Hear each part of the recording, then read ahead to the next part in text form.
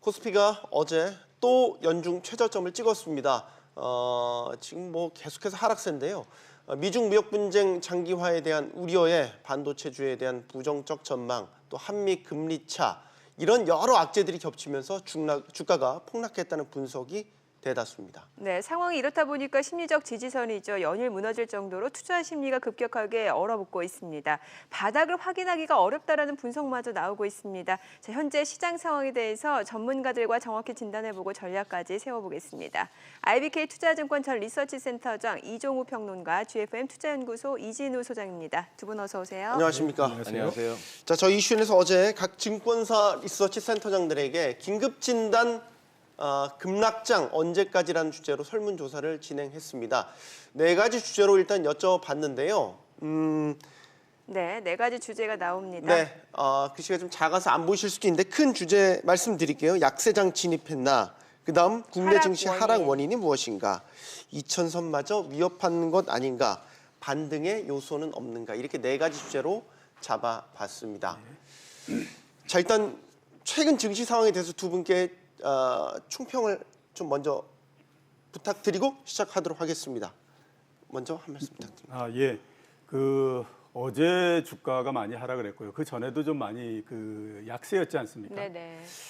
제일 많이 질문을 받는 것 중에 하나가 뭐냐면 왜 도대체 주가가 이렇게 하락하는지 잘 모르겠다라는 얘기를 제일 많이 받았어요. 네. 이게 어떻게 생각하면 굉장히 무서운 얘기인 거거든요. 왜냐하면 주식이라고 하는 것이 왜 하락하는지 하는 것에 대한 뚜렷한 이유가 있게 되면 오히려 그거는 극복하기가 굉장히 그렇죠, 쉽습니다. 예. 그러니까 그 이벤트만 사라지면 되는 거거든요.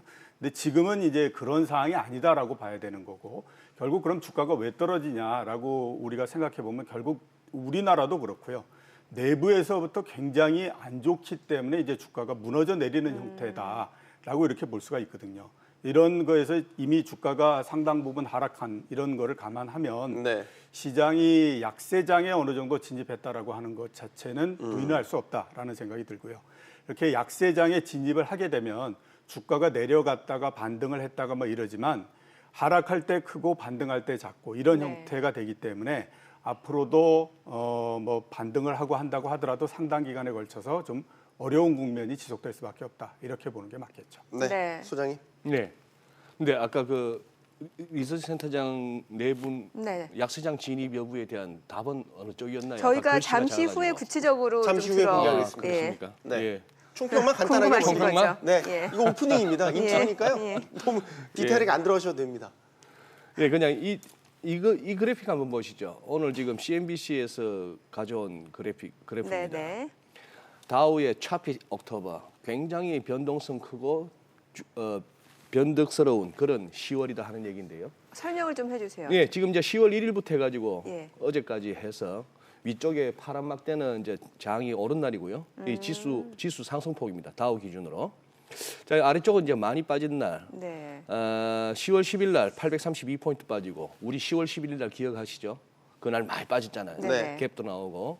자, 이 와중에 예를 들어서 어제 말고 그저께 608포인트입니다만 그 전날 126포인트, 이것도 대단한 날이었죠. 사실 다우가 한 550포인트 가까이 빠졌다가 네. 이게 낙폭을 줄였어요. 이 정도입니다. 아마 장중 저점할 것 같으면 또 이만한 막대기가 하나 생길 거예요. 네. 자, 이런 식인데 장이 이렇게 된다면, 그리고 이거 그림 한번 보시죠. 보시면은 우리가 일반적으로 차트상에서 나타나는 데일리 캔들의 높이, 즉 키가 이 정도입니다. 하루에 많이 움직여봐야 이 정도란 얘기예요. 예.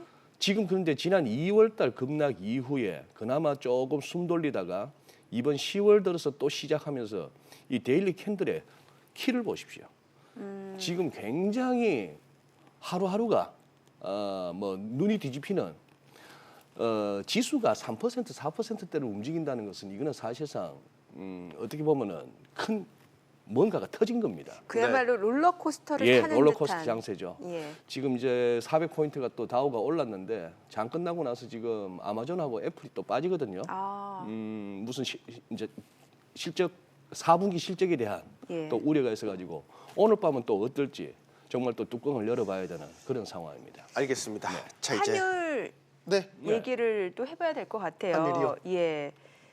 자, 그러면은 첫 번째 주제 먼저 주제로 들어가서 얘기를 하면 예. 어떨까 싶어요. 예. 네네. 저희가 설문조사를 한 거니까요. 긴급지사 첫 번째 주제 약세장 진입했다입니다. 자, 네 분의 센터장님의 의견들을 보시죠. 이미 주가 수준은 약세장이다. 약세장이다. 네. 반도체를 제외하고는 하강 곡선이다. 그리고 노근창 센터장도 약세장 진입했다. 그리고 이미 2분기부터 약세장 시작이 됐다. 지금 이미 약세장 진입한 지 6개월 이상 하락 중이다. 소수 의견도 있습니다. 윤조 센터장 대세 하락 아니다. 라는 건 아직 4분기는 약세장으로 봐기엔 좀 더 지켜봐야 된다는 의견 아닌가요? 어떤 보시면서 뭐 어떤 의견 주시겠습니까? 글쎄 뭐 판단하기에 따라서 여러 가지인데 제가 그 약세장에 진입을 하지 않았냐라고 생각할 수 있는 우리 근거를 한번 들어보면 세 가지 정도로 일단 볼 수가 있거든요. 그러니까 이게 주가가 왜 이렇게 하락했느냐 하는 것들에서 그러면 이런 것들이 앞으로 이제 쭉 이렇게 바뀔 수 있느냐 하는 거를 가지고 생각을 해보면 되지 않겠습니까? 네. 우선 가장 크게 들 수 있는 부분들은 미국이 금리를 계속해서 인상하고 있는 거죠. 네. 그동안에도 인상했지만 6월 달서부터 주가가 굉장히 많이 흔들리기 시작을 했거든요. 금리를 인상할 때마다. 그러니까 그 얘기는 지금의 그 미국의 금리 수준, 특히 기준금리의 수준 이런 것들은 주식시장에 부담을 줄 정도로 굉장히 높아졌다라고 볼 수가 있는 거지 않습니까? 자, 이게 앞으로 갑자기 그러면 금리 인상을 여기서 멈춰버린다든가 아니면 네. 금리를 인하한다든가 이럴 가능성이 별로 없다라고 봐야 되지 없죠. 않겠습니까? 네. 자, 두 번째 우리가 한번 보면 경기가 안 좋습니다. 오늘 모든 도하에 아무튼 그 신문이나 이런데 그하면 뭐 3분기 경제 성장률이 어땠고 막 이렇다라고 얘기하는데 이게 국내뿐만 아니라 미국을 제외한 선진국들도 대부분 다 지금은 경기가 상당히 둔화되는 국면으로서 들어가고 있는 거고 네. 이 경기의 둔화라고 하는 것이 굉장히 오랜 시간 동안의 경기의 확장이 온 다음에 이렇게 시작되는 거고 지금 이 경기가 둔화되는 초기 국면이다라고 볼 수가 있거든요. 네. 그렇기 때문에 지금 당장에 또 경기가 좋아지거나 이럴 가능성은 별로 없지 않습니까? 네. 그렇죠? 그러니까 이것도 또 약세 요인이다라고 봐야 되고 또 하나는 이제 마지막으로 우리가 보면 주가 자체가 굉장히 높은 상태이죠. 미국이 9년 동안 주가가 상승을 했거든요. 네. 그렇기 때문에 아주 높은 주가에서 금리를 올리고 그다음에 경기가 그동안에 좋았던 것이 떨어지는 형태가 되다 보니까 자연적으로 지금 이제 주가가 밑으로 내려가는 형태가 된 거거든요. 그러니까 이러면서 약세장으로 들어가는 거기 때문에 이게 당장에 어떤 개선이 되거나 그러기는 어렵다라고 봐야 되니까 그런 면에서 보면 약세장이 좀 더 이어질 가능성이 높다라고 보는 것이 합리적이다라고 생각을 할 수 있겠죠. 네. 약세장에 진입했다고 소장님도 보고 계시는 거죠? 예, 뭐 이 정도 충격을 주고 있고 이렇게 시장의 하락폭이 네. 뭐 여느 때와 다르다 하면 이거는 사실 약세장으로 보고 가는 것이 맞습니다. 이제 과연 이제 대세 하락이냐 아니면은 좀 네. 깊은 조정이냐 하는 그런 정도의 얘기가 되겠고요. 이렇게 주변에 주식하시는 분들한테서 최근에 많이 듣는 얘기가 그겁니다. 나도 이거 대충 다 온 것 같기는 한데 마지막 조금 남은 그거 마지막 향연을 갖다가 한번 누리고 싶었다 하는 건데 그 대목에서 이제 참 아쉬운 거는 뭐냐 하면은 증시의 오랜 격언도 있지 않습니까? 네. 무릎에서 사고 어깨에도 털어라 이런 얘기도 있고 저 같은 경우는 가끔 그런 얘기 합니다. 들어갈 것 같아도 그거는 까치밥으로 남겨두고 안 먹고 말겠다고. 사실 우리 이종국 센터장님도 말씀하셨지만 9년 상승. 예. 그리고 짧게 마무리하겠습니다. 이 차트 보시고 네. 이 차트 보시면 S&P 500 지수 월간 차트입니다. 이거 지금 보시면서 지금 이 대목에서 저가 매수 생각이 나십니까? 아니면 올라오면 빠져나오고 싶으십니까? 일단 올라오면 빠져나오고 싶은 심리가 클 것 같아요. 예, 그게 지금 상식이죠. 그게 상식이고 그리고 지금 이미 2월 달에 급락 이후에 조금 올라왔다가 지금 이 10월 한 달 동안에 즉 7, 8, 9월 동안에 상승폭을 갖다가 이 한 달 동안에 다 까먹는 저런 음봉이 나왔다. 이 얘기는 지금 시장에 이른바 쉬운 표현으로 물린 세력이 굉장히 많아졌다는 얘기입니다. 이거는 뭐 약세장으로 봐야 되겠죠. 예, 알겠습니다. 자, 그럼 계속해서 두 번째 주제 다시 한번 보도록 하겠습니다. 리서치 센터장들이 보는 국내 증시 하락 요인은 바로 이겁니다. 네. 미중 간의 무역 갈등이 심화되고 있고 또 메이저 수급 주체의 부재, 반도체의 방어력이 소멸이 됐다. 역시 같은 얘기겠고 거기에다가 미국의 금리 인상 여파가 조금 더해진 부분이 있네요. 자, 역시 계속해서 반복되는 이야기들이 나오고 있고 또 실물 경기에 대한 우려가 있다. 아마도 이 실물 경기라고 하면은 미국보다는 국내 실물 경기를 말하는 것 같고 최근 내수 부진도 여기에 포함되는 것 아닌가 생각이 드는데요, 센터장님? 예. 앞서 말씀하셨던 그 요인들이 대부분 여기에 예, 포함이 되는 것 대부분들 같습니다. 여기에 포함이 됐고요. 네. 그다음에 이게 뭐 그 이외의 거를 우리가 한번 그 말씀을 드리면 네. 많이들 이제 그 외국인이 매도를 많이 하기 때문에 네. 지금 주식 시장이 많이 하락을 한다 이런 얘기들을 많이 하거든요. 근데 그거는 제 생각으로는 그렇게 결정적인 요인은 아닌 것 같다라는 생각이 듭니다. 그래요? 오늘 아마 그 경제신문 이런 데에서 제일 많이 나온 수치가 몇 개 있는데 그 중에 하나가 보면 4조입니다. 네. 이게 4조, 그 10월 달에만 외국인들이 매도를 한 맞습니다. 양에서 4조 이렇게 되거든요. 4조가 우리나라 시가총액이 1,400조니까 4조 따지면 0.3% 정도밖에 안 되는 거거든요. 네네. 그렇기 때문에 이게 결정적인 요인들은 아니지만 지금처럼 시장이 안 좋을 때는 상당히 영향을 미칠 수밖에 없다라고 봐야 되고요. 또 하나 이제 많이 나온 얘기가 실적 부분입니다. 특히 네. 어제 현대차 실적이 굉장히 안 좋으면서 이제 네. 실적이 주가를 끌어내리는 역할을 한다 이렇게 이제 볼 수밖에 없는데요.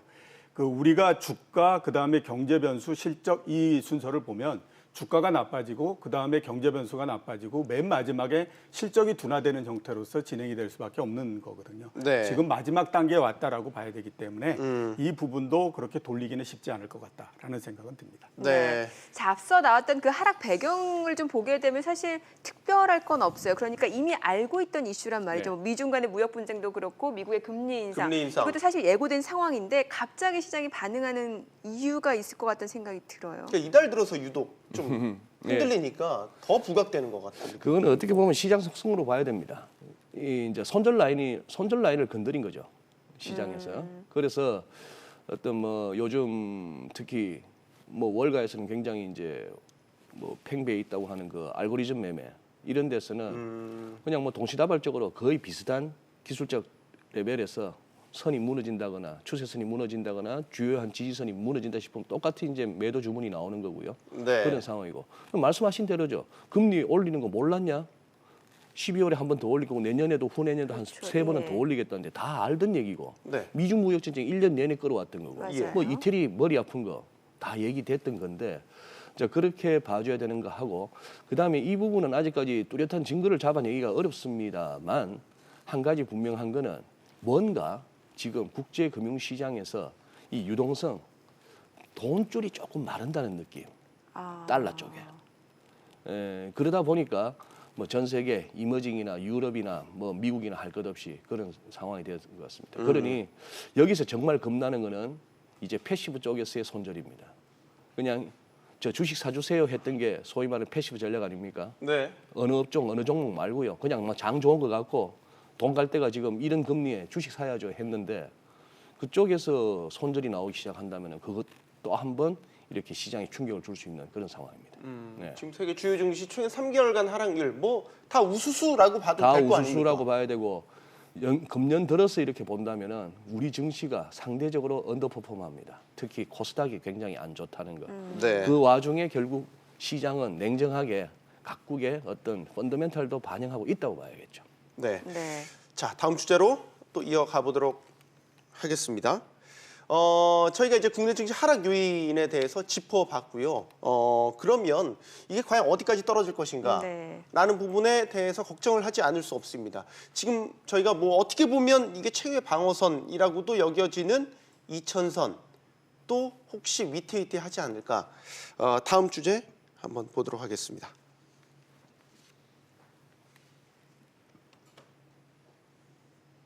네. 2000선 지킬 수 있을까? 네, 일시적 하락일 것이다라고 보시는 것, 2000선은 지켜낼 것이다. 단기적 언더슈팅이 가능하다. 의미 없다라고 보신 분도 계시네요.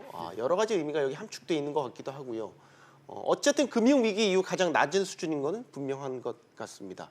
크게 낮아진 박스권에 진입할 것이다. 저는 저 분석이 가장 와 닿는 것 같은데요, 센터장님. 아, 그렇습니까? 네. 예, 그 2천을 지켜낼 수 있을 것인가? 올해 연말까지 보면 제 생각으로 그러니까 올해 연말에 2000 밑에서 시장이 끝나지는 않을 것 같다라는 생각은 듭니다. 그러니까 2000 위에서는 지켜질 걸로 보이고 물론 중간에 2000을 뚫고 이렇게 일시적으로 내려가고 이러는 건 있을 텐데 이제 그런 형태로서는 끝날 것 같은데요. 문제는 내년이죠. 내년이 좋다라고 하면 뭐 다행일 텐데 내년이 올해보다는 더 안 좋을 가능성이 높기 때문에 올해 2000을 지킨다고 하더라도 내년을 보면 뭐 그렇게 큰 의미가 있다라고 볼 수는 없고 아까 말씀하셨던 것처럼 박스권이 밑으로 내려간 게 상당히 의미가 있는 것 같다라고 말씀하시지 않았습니까? 네. 만약에 주가가 2000포인트 지금 정도 수준에서 위로 회복하지 못한다라고 하면 예. 진짜 박스권은 옛날로 돌아가는 겁니다. 2011년서부터 2016년도까지 주가가 6년 동안에 걸쳐서 박스권을 오랜 시간 동안 지속을 했거든요. 네. 그때의 맨 마지막 바닥점이 얼마냐 하면 1850 정도였고요. 네. 2가 2100 정도였어요. 그러니까 지금 주가는 과거의 박스권으로 다시 들어온 거거든요. 여기서 빠른 시간 내에 이거를 회복하지 못하게 되면 옛날로 다시 돌아가 버리는 형태가 되고 내년도까지를 우리가 생각하게 하면 옛날 박스권으로 돌아가서 그 안에서 그냥 주가가 안착을 해버릴 가능성이 굉장히 높다라고 볼 수 있기 때문에 그런 면에서 우리가 생각을 해보면 2000이라고 하는 것이 그렇게 의미가 있는 선은 아니다라고 볼 수 있는 거죠. 어떻게 보세요? 사실 외국인이 앞서서 뭐 4조 원 얘기를 해주셨습니다만 계속 매도를 나타내고 있기 때문에 이게 2000선도 충분히 위협받을 수 있다라는 그런 시각도 분명히 나오는 것 같거든요. 네, 예. 저는 조금 이제 기술적인 관점에서 한번 말씀드려보겠습니다. 이 차트 한번 보시죠. 네. 코스피 월간 차트인데요. 일목균형표를 한번 살펴봅니다. 우선 여기서 2000포인트는 여기거든요. 2000포인트는 여기고 아까 말씀하신 우리의 익숙했던 박스권 이 구간입니다. 네. 이때 우리가 박스피 하던 시절이 있었죠. 자, 2000선이 굉장히 구름대가 얇습니다. 얇기 때문에 2000을 갖다가 일시적으로 하회할 수 있다 하는 그런 의견 충분히 가능하고요. 그러나 또 2000선의 어떤 기대는 마음은 혹시나 그 무렵에 중간선거 이후에 우리 트럼프 대통령께서 갑자기 너무 착해진다면은 뭐 선거의 결과가 자기에게 유리하건 불리하건 네. 갑자기 이렇게 착해지는 트럼프라면은 이 구름대를 타고 훅 올라갈 수도 있는 가능성. 자, 이거는 차트쟁이 입장에서 드리는 말씀이에요. 네네. 네. 그러나 만약에 여기서 말이죠. 뭔가 시장이 감당할 수 없는 또 한 번의 손들이 나온다고 한다면은 그 가능성은 그렇게 높지는 않습니다. 왜? 이렇게 굉장히 다지고 올라온 2000입니다. 다지고 올라온 2000이지만 그러나 문제는 이미 이 선이 깨졌다는 것이고 만약에 이 2000이 얼마 못 가서 이렇게 버티지 못하고 무너지고 이 구간에서 구축되었던 포지션들마저 결국 던지는 상황으로 간다면은 그 다음 선은 여기입니다. 그 얘기는 97년 외환위기 때 저점, 금융위기 당시의 저점을 연결한 이 선이에요. 그렇다면 소위 말하는 10년 주기에도 맞는 거죠. 그러다 보니까 지금 우리가 불과 한 달 전만 하더라도 2200 아래도 생각을 안 했지만 이제 2000은 다들 마음의 각오를 하고 있잖아요. 네. 우리 제도권에 계신 센터장들께서 저렇게 2000을 갖다가 깰 수도 있다라고 얘기할 수 있는 것은 이거 제가 봐서는 이 사건입니다. 우리 이정훈 센터장님께서도 공감하시겠지만 내가 증권사 리스센터장으로 있는데 이 장이 있는 와중에 더 빠질 수 있다고 얘기하는 거 굉장히 힘들어요. 맞아요. 예, 그런 와중에 이렇다는 얘기는 지금 시장이 굉장히 취약하다는 얘기고 그래서 이 선입니다. 그래서 심지어 지금 SNS에서나 사석에서는 1800 얘기를 갖다가 하고 있다는 얘기죠. 1800까지도. 네, 사석에서입니다. 사석에서. 사석에서입니다. 네. 네, 전제를 그렇습니다. 하고 그렇습니다. 말씀을 네. 드립니다. 마지막 주제로 가보겠습니다. 함께 네. 보실까요? 자, 우리 시장 반등 요소는 뭐가 될지 저희가 또 의견을 또 모아봤습니다. 계속 그렇게 부정적으로만 봐야 되냐? 11월 중간 선거 전후로 해서 어떤 화해 무드를 또 기대해 볼 수도 있다. 그때가 또 변곡점이 될 수도 있다라고 보는 시각도 있는 것 같고요. 저도 뭐 애널리스트 몇 명과 통화를 해봤는데 그런 한국 경제에 대한 펀더멘털에 대한 시각이 아예 레벨이 낮아진 거냐? 예. 거기에 대해서 의견이 또 분분하더라고요. 예. 그러니까 여전히 펀더멘털은 양호하다, 튼튼하다. 한국은행도 뭐 어제 긴급회의하면서 뭐 그런 입장을 내놓지 않았습니까? 예. 그렇게 본다면 무조건 그렇게 아래로만 향하는 시각을 가져야 되냐? 반등 요소가 있을 것 같은데요. 정치 이벤트도 곧 이제 네. 뭐 중간 선거뿐만 아니라 11월 30일에 이제 미중 정상이 만나서 뭔가 단판을 짓는다면 우리 입장에서는 불확실성이나 리스크가 해소될 가능성도 충분히 있는 것 아닙니까? 예. 나쁘게만 봐야 됩니까, 센터장님? 말씀하셨던 이제 뭐 여러 이벤트들 있지 않습니까? 네. 뭐 그 미국하고 중국이 만난다, 뭐 그다음에 중간 선거 다음에 뭐 이렇게 괜찮게 이런 얘기는 제가 생각하기에는 방송에서 이런 표현을 써서 뭐하지만 참 쓸데없는 얘기다라는 생각이 많이 들어요. 알겠습니다. 예, 그런 것들은 네. 어떻게 보게 되면 본질이 아니거든요. 본질은 주가를 움직이는 본질이 뭐냐 하는 것들이 중요한데 그건 본질은 아닌 것 같고요. 그 대신에 만약에 우리 시장이 반등을 하고 한다면 뭐가 가장 큰 힘이 될 건가? 저는 주가가 낮아진 것 자체가 힘이 어느 정도 된다고 봅니다. 그러니까 주식시장은 주가가 낮은 것보다 호재는 없고요. 주가가 높은 것보다 악재는 없는 거거든요. 그러니까 경제 펀더멘탈이나 뭐 이런 것들이 당장에 개선되기는 어렵지 않습니까? 대신에 주가는 단기에 굉장히 많이 내려왔기 때문에 네. 그렇게 많이 내려오게 되면 또 일정 부분을 어느 정도 이렇게 올릴 수 있는 매수세는 항상 형성이 되는 거거든요. 그런 면에서 제가 생각했을 때 지금 우리나라 시장에서 가장 큰 호재다라고 얘기할 수 있는 거는 주가가 2,600에서부터 2,050 정도까지 거의 550포인트 정도를 하락했다라고 하는 것이 가장 큰 힘이고 그게 어느 정도 반등을 가지고 올 수 있는 힘 이런 것들은 된다라고 보시면 됩니다. 역설적인 시각이네요. 떨어진 게 호재다. 네. 어떤 의견이십니까? 일단 저기 높은 양반들 하시는 말씀은 잘 새겨들어야 됩니다. 제롬 파월 연준 의장이 약도 주고 병도 줬거든요. 네네. 잭슨홀 회의에서 했던 말 중에 그때 연설 중에 우리가 그 유명한 드라기 총재 이후로 그렇게 유명해진 We will do whatever it takes를 우리도 할 수 있다 했던 그 말이 소위 말하는 예전에 그린스펀 풋, 버냉키 풋, 옐런 풋에 이어서 파월 풋 역할을 했던 겁니다. 네. 굉장히 어질어질할 정도로 높아져 있는 미국 주식에 지금 들어가기가 좀 아리까리하냐? 들어가라. 우리가 있다. 우리가 뭐든지 해줄게. 일종의 그런 분위기였던 제롬 파월의 잭슨홀 연설 이후에 파월 믿고 들어갔던 사람들은 지금 다 죽었어요. 또 하나 거기서 또 뭐 중립금 그 다음에 10월 2일 날 연설이 중립금리 이상으로 기준금리를 올릴 수도 있다. 그 애매하고 정확하게 파악하기가 어렵고 개념도 어렵다고 인정을 해놓고도 그 말이 시장에 약간 충격을 줬는 데다가 또 제롬 파월 의장이 죄송합니다. 까불었어요.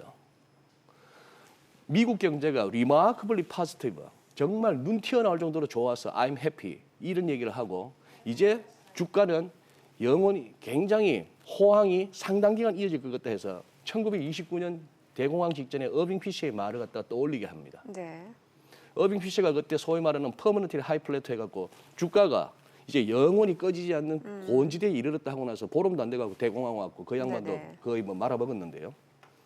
이 역사는 반복되는 거예요. 역사는 반복되는 거고 어젯밤에 드라기 총재도 22 그거 끝나고 나서 기자회견 가운데에 자신감 있는 얘기를 합니다. 뭐 지금 다운턴은 아니다. 그냥 약간 좀 모멘텀이 약해졌다 이런 정도고 그런 식으로 얘기를 하는데 지금 이렇게 여기저기 할 것 없이 다 무너지는 와중에 드라기 총재 입에서 큰일 났습니다. 여러분 할 수는 없는 겁니다. 예, 그 사람들의 얘기는 잘 새겨 들으셔야 됩니다. 알겠습니다. 네. 네. 자, 오늘 밤사이 뉴욕 증시는 반등에 성공은 했습니다. 우리 네. 오늘 주식시장 또 어떤 흐름 보일지 두 분 기밀히 또 지켜보셔야 될 것 같습니다. 이진우 소장, 이종우 전 센터장이었습니다. 두 분 감사합니다. 잘 네. 들었습니다. 고맙습니다.